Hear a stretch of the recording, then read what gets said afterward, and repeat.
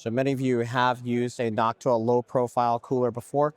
This is a 6 heat pipe low profile cooler.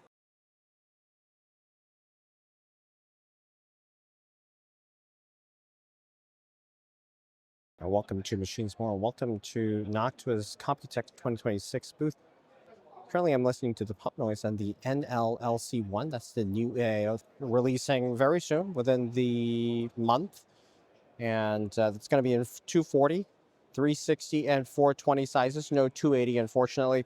It's going to come bundled with the best PC fans in the world, the Noctua NFA 12x25 G2s for the 240 and the 360, and then the 140 millimeter G2s for the 420. At the heart of the system is going to be the Asetek G8 V2 platform, to which Noctua has added extensive acoustic optimizations for those pumps. And this is a pump noise comparison of the acoustic optimizations that they've done to the Asetek G8 V2 pump. There's a big, thick acoustic foam pad here, and there's a sound barrier between different levels of foam. There's an extensive amount of engineering at play here. See, this will compress down quite a bit and conform to the shape. So it does have to reconform to the shape of the shell in order to be effective. And so from what I can tell, there's a little bit of a perception that you can hear the noise level change. From what I learned about this this AIO is that performance of the unit will be best with the elbows at the south position or at the bottom of your CPU.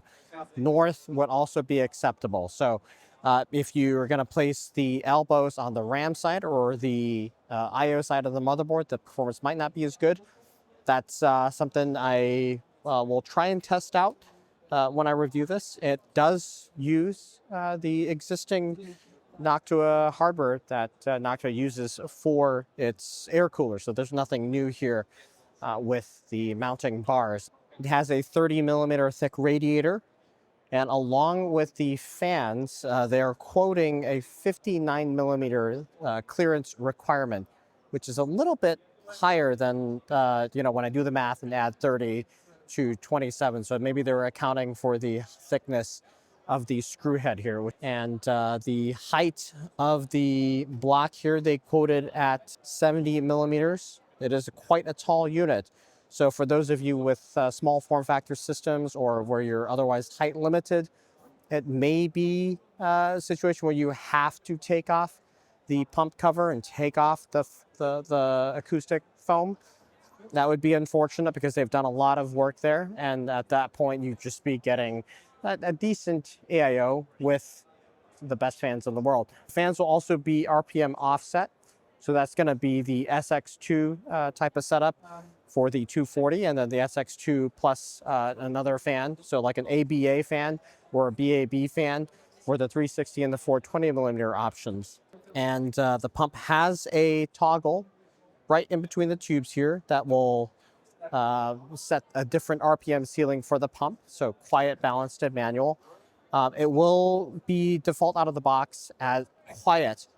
However, if you find yourself in a situation where the coolant temperature goes above 45 degrees, the pump will ramp up the speed to protect itself based on a set behavior here. And if you were the type of user that you just get an AIO and you swap out the fans, it's not going to be any need to do it with this. You can just get one-stop shop and you're done type of unit. This is a 6 heat pipe low profile cooler. This is a prototype, not quite ready yet. If all goes according to plan, this will be ready in Q2 next year.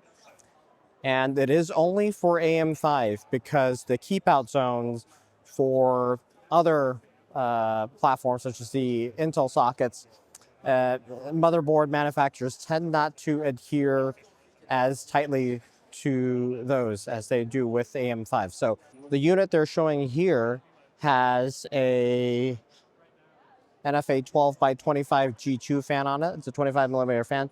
And with this fan on top, it measures out to 70 millimeters thick. And it's got a cutout, very elegant cutout for the RAM.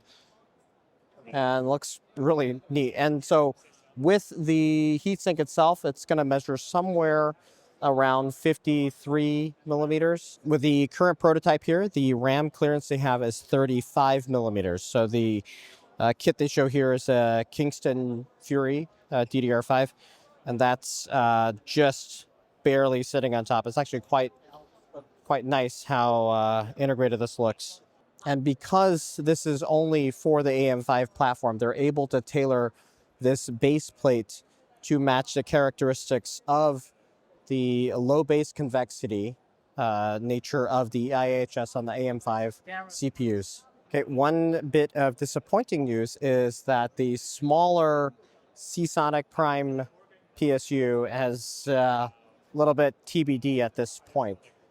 We do have a smaller version of the Seasonic Noctua PSU being shown here. This is going to be shorter, but unfortunately the smaller 125 millimeter ATX unit that is not no longer. It's just a little bit status unknown at this point.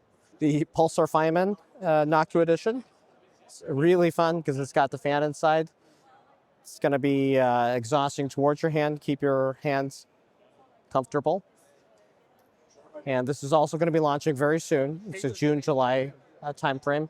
What I am told is that this got pushed out a little bit because they weren't quite happy with the color of the cable. You know, the color is very important to Noctua here. So this is a 73 gram mouse. So it's not ultra lightweight, but it is got all these cutouts. Be interesting for any Noctua fans. Collectors.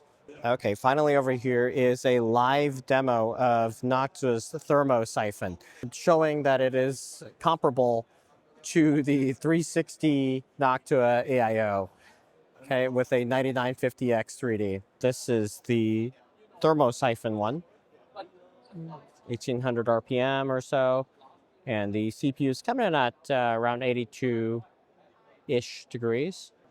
If we come over to the traditional AIO side, see similar performance, maybe a touch.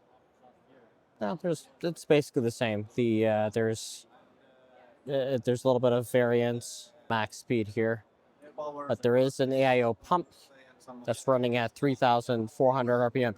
So with the Thermosiphon, you don't have to do any of those acoustic optimizations with a pump. But we're somewhere around 81 degrees between the two. And that's interesting that the Thermosiphon can keep up with the traditional AIO, of course.